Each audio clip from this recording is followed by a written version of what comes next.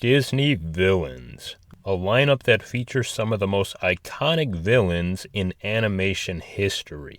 But lately, Disney's villains have been, well, quite underwhelming to put it lightly. But the current state of Disney's villains, or in some cases lack thereof, didn't just happen overnight. It was a gradual process of declining quality in their villains. As an animation company that has been around for over 100 years, Disney has amassed a plethora of unique characters, and they've also gone through a myriad of different eras. And when it comes to the history of their villains, I think it could best be broken up into 3 different eras: the classic villain era, the twist villain era, and the no villain era. So I want to go through these 3 eras and break down what they consisted of, as well as the gradual changes that were taking place. And I think this is a great lead up into Disney's upcoming film Zootopia 2, as the villain of that movie is not fully clear yet.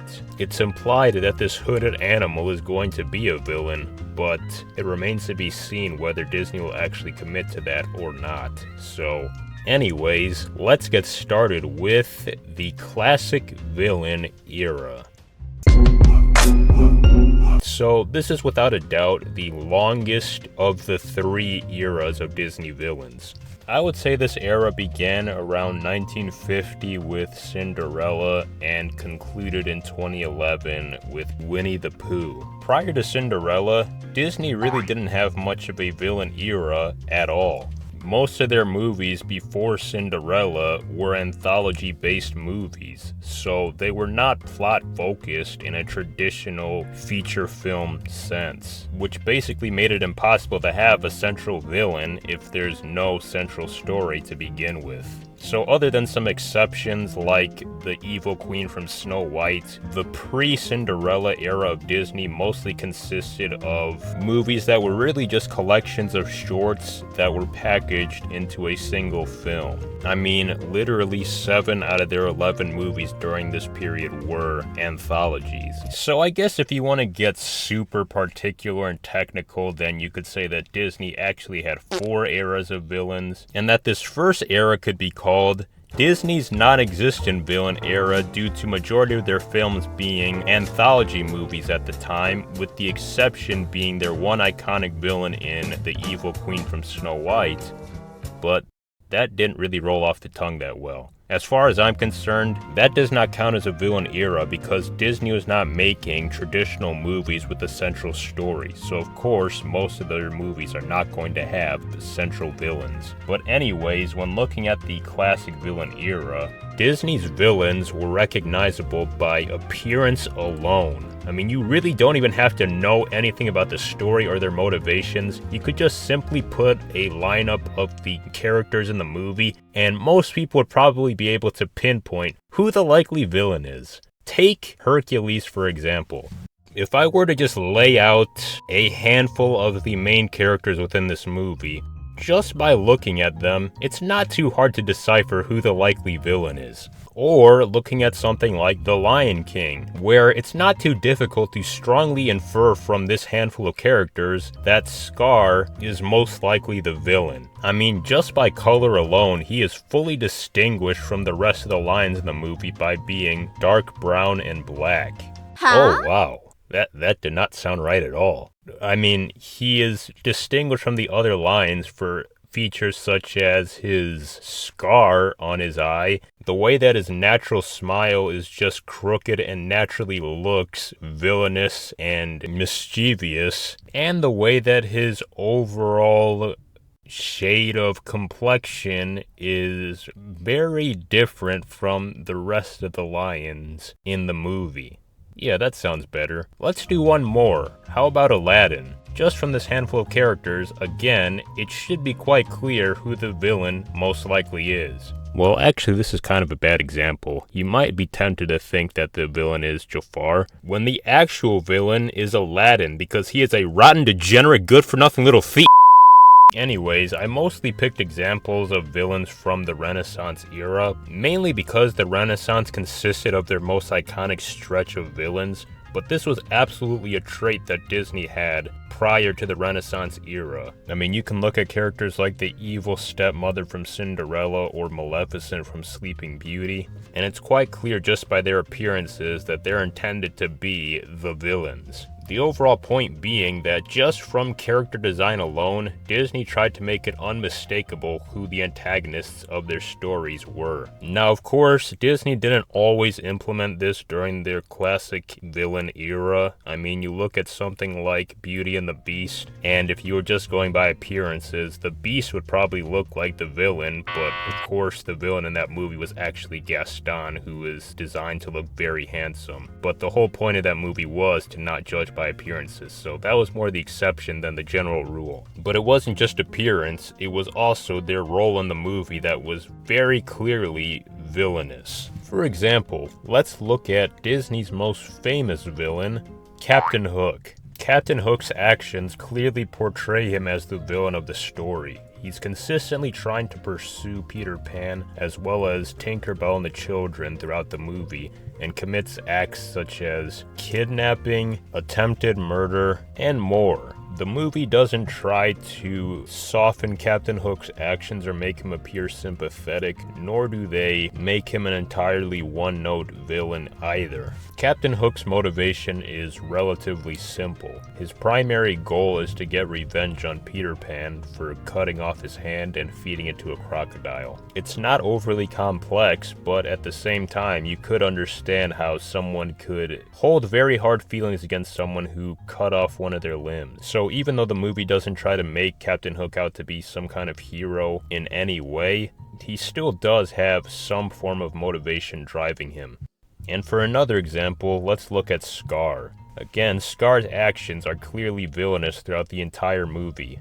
He tries to lure Simba into a trap to get him killed, he directly murders Simba's father, and he's a cruel and irresponsible king. Now, there have been books as well as a movie that's tried to explain Scar's motivations behind wanting to be king, but just going off the original movie alone, you could understand how the younger brother who didn't have the right to the throne and is clearly much physically weaker than his brother might feel senses of jealousy or desire to take his place. It's not overly complex, but it's executed to perfection. And that's what a lot of Disney's classic villains are like. Their antics and actions are very clearly evil, but they still have identifiable motivations behind their actions, even if there's no attempt at all to justify those motivations or sympathize with them. For these types of classic villains, their motivations are often rooted in character traits associated with evil, such as pride and arrogance by Gaston, lust from Frollo,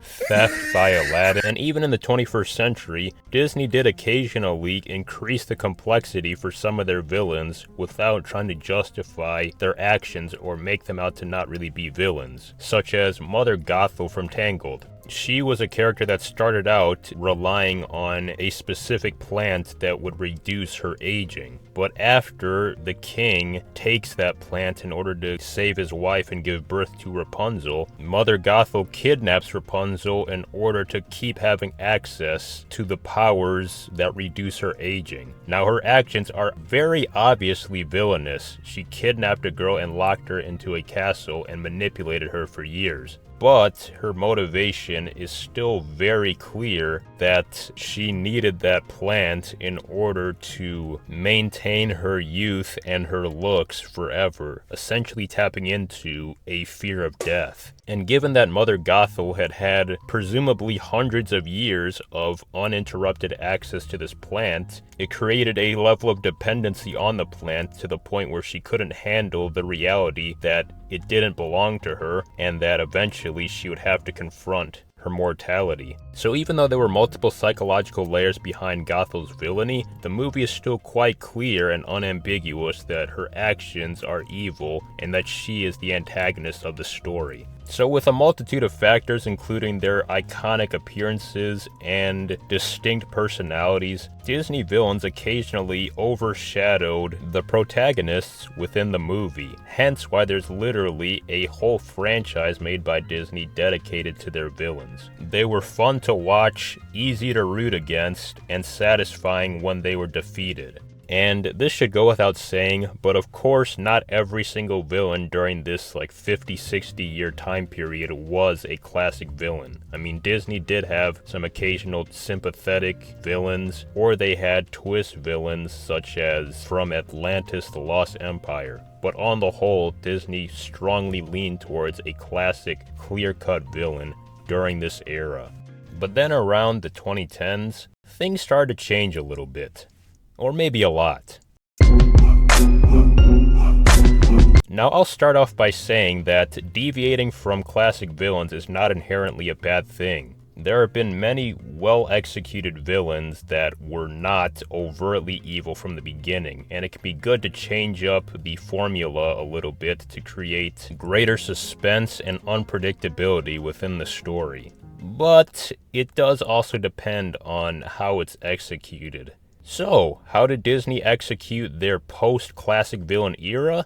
Well, let's dive into it. By 2012, Disney had ended their classic villain era and they had entered their new villain era with the release of Wreck-It Ralph. And this movie kicked off Disney's twist villain era.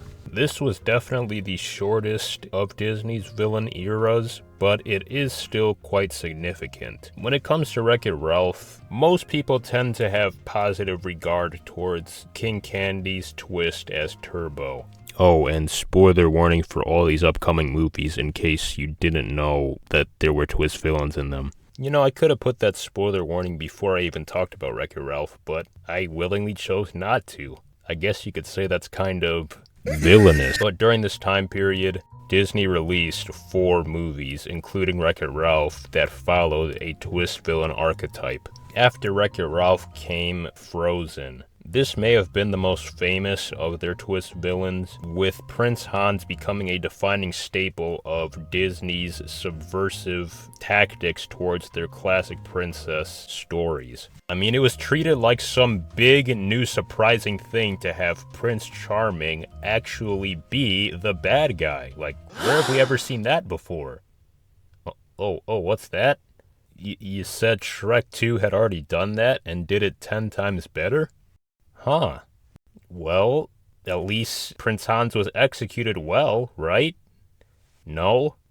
Okay. While Prince Hans may be the most famous of Disney's twist villains, that doesn't necessarily mean he's the most liked. I would say his reputation leans more in the polarizing territory, where some regard him as a great villain and others say he was executed quite poorly. And I would lean more towards that he was not executed very well. He's not a completely awful villain, but his turn towards evil seemed like it came more from shock value than actual story logic. Hans reveals himself to be a villain very abruptly in a scene where he nearly kisses Anna and then betrays her. But prior to that moment, there's basically nowhere in the movie that indicates any villainous intent from him at all. Throughout the movie, Hans indicated a genuine concern for Anna and Elsa, even in an instance where he could have allowed Elsa to die completely separated from his actions. One of the guards was about to shoot Elsa with a crossbow, and Hans would have been completely guiltless as he did not order her death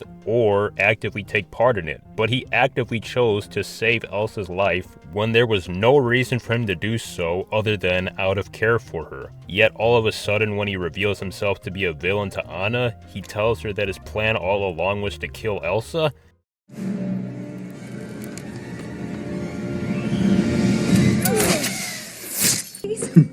All that's left now is to kill Elsa and bring back Summer.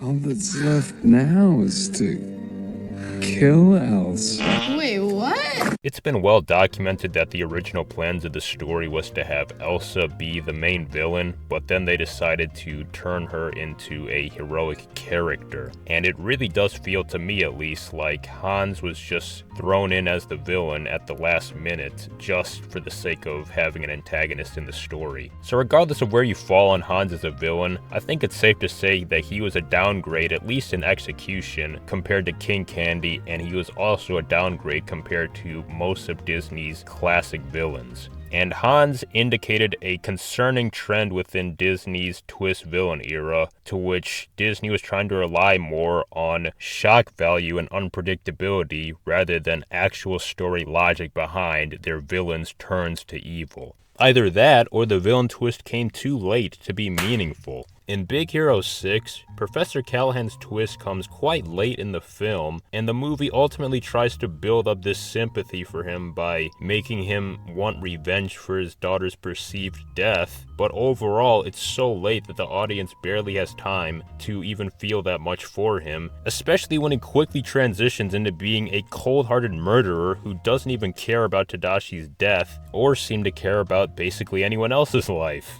And then you have Zootopia, a movie that was going quite well for 90% of the way, and then they reveal Mayor Bellwether as the villain in the last 10 minutes. Even in this scenario where the twist could have made sense, Mayor Bellwether basically has no time to do anything beyond give a pretty quick monologue, then shoot Nick Wilde with a blueberry, and then that's it. You lose! Zootopia simply did not give enough time for Bellwether to be a compelling and satisfying villain. So even if there may have been some compelling logic to her plan, it's just over way too quickly to the point where she's almost like an afterthought as even the villain of the movie. So in both twist villain movies after Frozen, there were big issues with the execution of the twist. Big Hero 6 had a villain revealed way too late, and displaying such a shift in character to the point where it's inconsistent with the rest of the movie. And Zootopia reveals a twist villain extremely late to the point where they're basically not threatening anymore. Disney's twist villain era tried too hard to be subversive and clever, and ultimately sacrificed satisfying villains in the process. Not that all these movies were bad or something, they can still be enjoyable, but their antagonists can come off more as an eye roll than an icon. Wow, I came up with that on the fly, that was pretty good. And the fact that Disney's twist villains seemed almost like afterthoughts many times in their movies, it could have indicated that maybe Disney was struggling to come up with compelling stories that actually required compelling antagonists. So I guess Disney decided, what if we just stop having antagonists basically at all? Disney's no-villain era began with Moana and arguably is still going on to this day. Moana could basically be considered the transitional movie between the twist villain era and the no-villain era. Some may classify it as a sort of twist villain movie because the initial main antagonist is implied to be an evil lava monster for most of the movie until it's revealed that her heart was stolen. Once it's returned, the villain returns to normal. So, I guess in a way, the villain was a subversion, but it's not necessarily a twist villain in the classic sense. Moana is usually considered a movie where the main conflict is more so a force of nature rather than a central villain. But hey, most people liked that movie. But what about after that?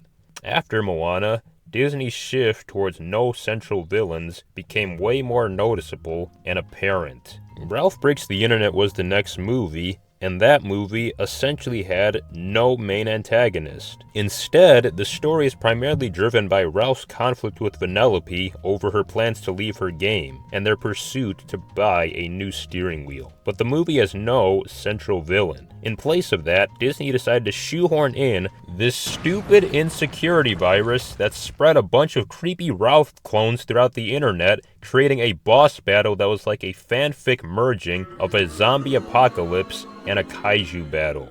and it was a total mess. For starters, Ralph had a justifiable reason to be against Vanellope's decision to leave her game. So if anything, Vanellope could have been considered the actual villain for most of the movie. But then, near the end of the movie, Ralph just makes a completely stupid, impulsive, and reckless decision to introduce the quote-unquote villain. But despite this, Wreck-It Ralph 2 is still a no-villain movie. Essentially what Disney did was they created a villainless movie, then pulled a completely random antagonist out of their butt cheeks just to create some kind of spectacle in the final act. But the movie was clearly focused on two friends arguing about diverging life decisions. Wreck-It Ralph 2 was essentially the last movie where Disney even tried pretending that they cared about villains anymore. And by slapping on that unrelated final boss at the last minute, Disney ended up creating a sloppy and unsatisfying story with an awful so-called villain. But after Wreck-It Ralph 2, Disney's villains firmly went to the back burner. In Frozen 2, the villain is colonialism? Gee, that sounds fun. In Encanto, the villain is generational trauma. Okay. In Strange World, the main villain is Disney for purposely creating a nuclear bomb of a movie. In Strange World, the main villain is environmental crisis from a stupid plant. Well, I'm sure that next Halloween, kids will be begging to dress up as an environmental crisis caused by a parasitic plant. But wait, there's Raya and the Last Dragon. That movie had a main villain being Namor. Oh, no, wait. Actually, she's supposed to be a sympathetic, misunderstood character. And the actual villain is tribal distrust, along with some floating cloud monsters. But by the time that Disney released Wish in 2023, they had already announced that they were deliberately going to try returning to their classic villains to honor their 100-year anniversary. So finally, Disney's just going to return to a normal villain again, which sounds great. Of course not, you know that Disney's going to do something to screw it up. Magnifico was an awful villain who seemed like a completely different character in the first half of the movie compared to the second half of the movie. I've made a full video talking about the issues within Wish, and specifically Magnifico along with that, so I'm not going to go into full detail here. What I will say though, is that the fact that Disney explicitly stated their intentions to return to a classic villain, and yet still failed pretty badly at it, that shows a concerning aspect of modern Disney. That they don't seem to know how to actually write a true villain anymore. And that might be why this modern era has been filled with so many misunderstood antagonists or just straight up non-villains altogether. It's as if Disney has become so over-fixated with being clever with their villains or trying to be morally complex with their villains that they simply can't decipher anymore what actually makes a villainous character. That's probably why Wreck-It Ralph 2, Raya and the Last Dragon, and Wish were all controversial for their supposed external villains being mishandled morally. In Wreck-It Ralph 2, the Ralph virus is essentially the external villain, which is an extension of Ralph. But as I said earlier, Vanellope acted more like a villain, being motivated by selfishness and impulsiveness to abandon her game, a game that Ralph nearly died trying to get her reinstated in. In Raya and the Last Dragon, that movie was quite controversial for its message about Raya showing unconditional trust to Namari in order to fit the movie's desired themes about the harms of tribal distrust and the importance of unity. But many argue that Raya had justifiable reasons to not trust Namari because Raya had been consistently betrayed by her and Namari displayed nothing but cruel behavior towards her, which should lower Raya's trust. And Magnifico isn't the true villain for most of the movie, because the actions of Asha to take all the wishes from his kingdom are primarily rooted in selfishness and entitlement. My point being that one of the reasons for Disney's major decline in villains could simply be that Disney is becoming more problematic with what they consider to be a villain and what they consider not to be a villain. But another aspect that seems to be fueling their major decline in villains is that they almost seem like they're trying too hard to come off as sophisticated and mature to cinephiles and critics. During this era, Disney's villains have mostly been abstract conflicts that serve as metaphors for larger, weightier topics, such as the ramifications of imperialism or the downstream consequences of generational trauma and family infighting. And at some point, you almost have to ask yourself, is this even stuff that most kids give a crap about? It's like Disney has become ashamed of their past identity of classic villains, that they see them as too childish and cartoonish, so now they try to appear sophisticated through misguided emotional nuance and unnecessary complexity. And that last point about their past identity is what I want to close on.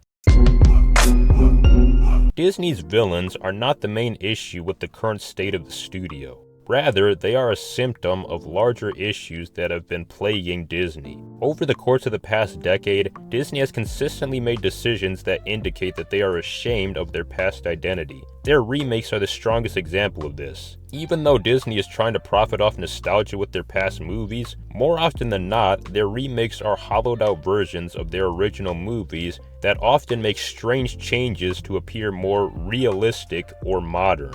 Then you also have the constant attempts to subvert or mock their old tropes in their newer animated movies. These types of actions make Disney kinda look like a self-hating studio. So that leads into their most recent movies, being Moana 2 and Zootopia 2. Moana 2 did actually have a central villain, so in a way it did break from Disney's trends over the past couple years.